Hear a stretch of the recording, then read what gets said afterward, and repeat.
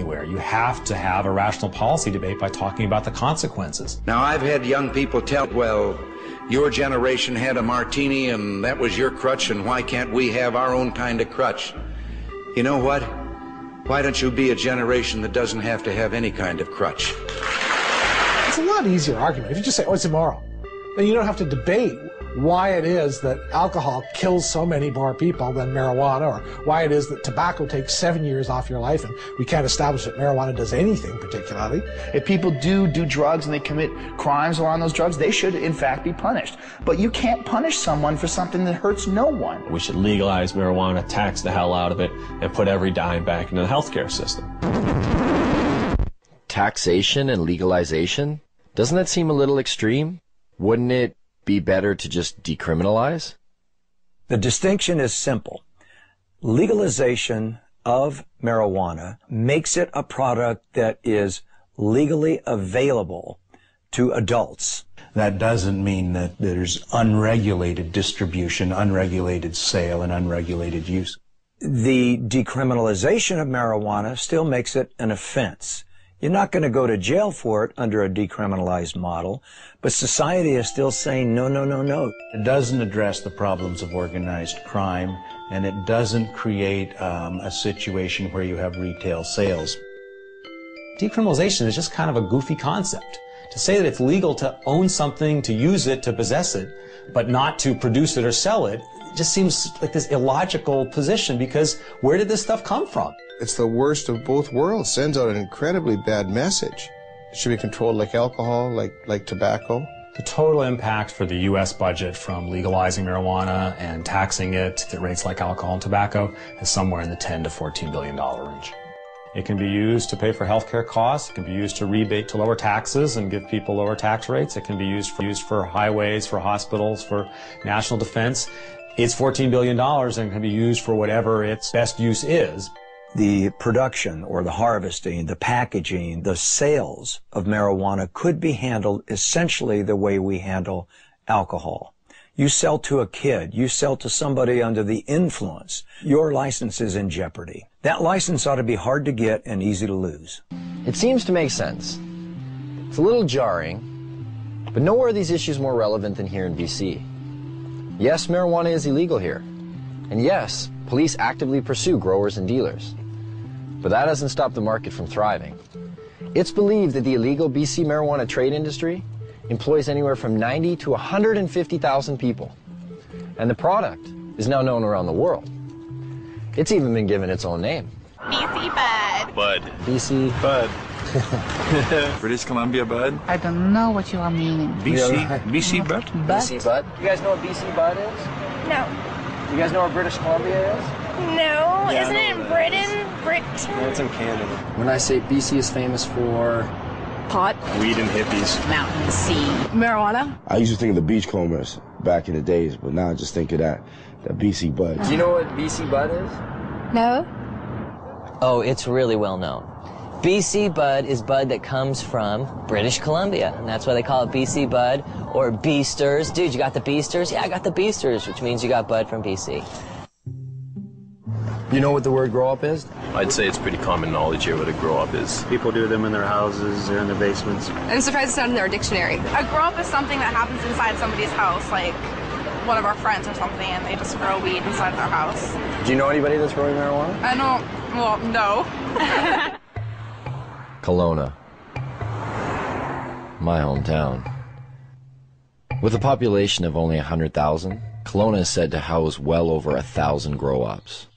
A police officer stated in the local paper, if they were to bust one grow-up every day for a year, they would still be nowhere near getting rid of them. And Kelowna is not alone.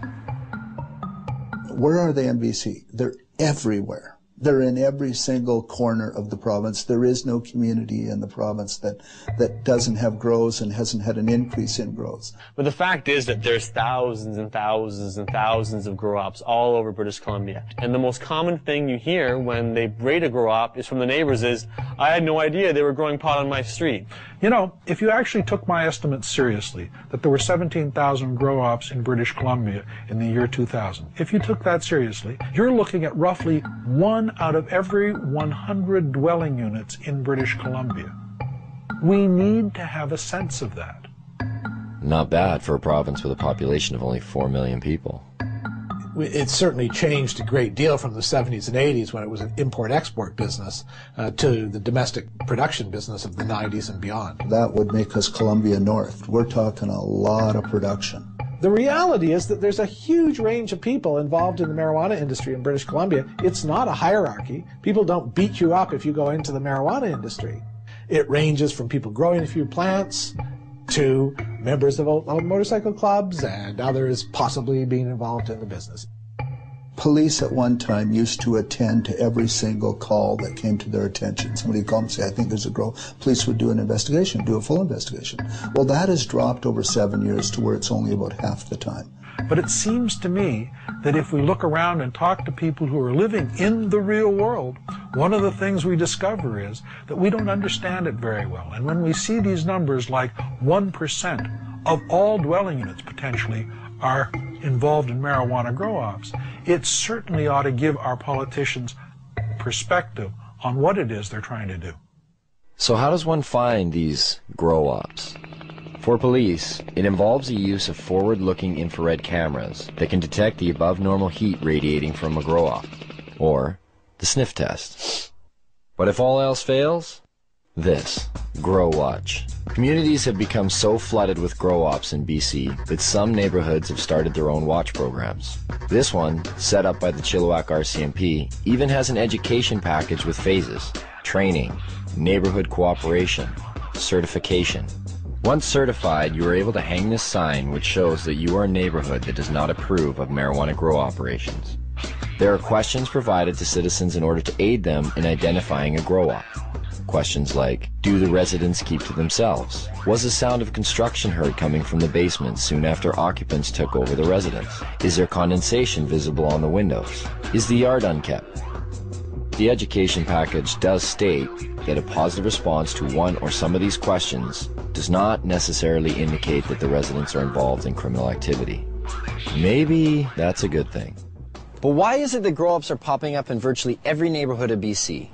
How much money can actually be made by simply growing some plants in your basement? And what do these grow-ups look like anyway?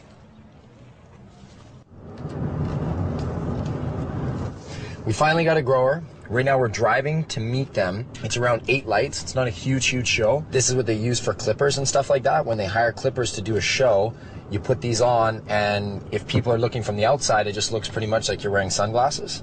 But when you're on, I mean, I can't put them on right now because I'm driving. Won't be able to see. This is everyone's getting glasses. Director, thanks. Other producer. Where's my phone? We just wait for the phone call, so we'll keep in line for when this comes to. Oh, I see a vehicle pulled up. Maybe that's them. Hello? Okay, so put the glasses on. Okay. Now, can you tell them we're just gonna have the camera running, but we're gonna have the lens cap on? Is that cool? Okay. Yeah. No. Hey, Diggs, we're gonna have the camera running, but we're gonna have the cap on, so there's no video. Shit. Yeah, just do it. Just keep it on. Just put the cap on. How you guys feeling? Feel that heart rate increased? So you're coming in the back seat? Yeah. All right. Okay. Cool. You want the camera? Yeah. Cool. You're not feeling motion sickness? Oh yeah, now I'm feeling it. I'm feeling sick. You know, we're just gonna hold people's arms and kind of guide them inside. Yeah. That's what I was saying, so I don't fall on my face here.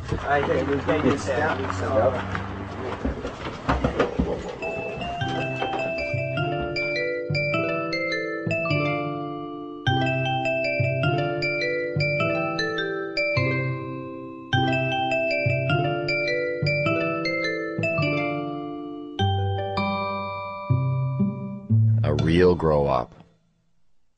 The grower admitted that this wasn't the biggest of grow-ops.